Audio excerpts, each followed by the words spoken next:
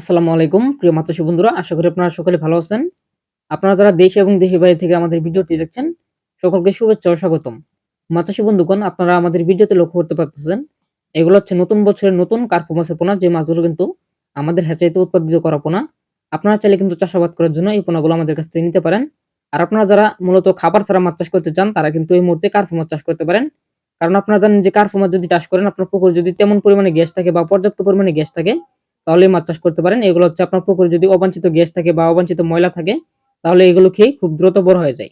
তাই আপনারা যারা চাষী ভাইরা আছেন, অবশ্যই কার্পু মাছ চাষ করতে পারেন শীতকালীন মুহূর্তে। কার্পু মাছ চাষে তেমন একটা খাবার লাগে না এবং হচ্ছে এই মাছের ক্ষয়ক্ষতি খুব কমই হয় এবং সহজেই চাষ করা যায়।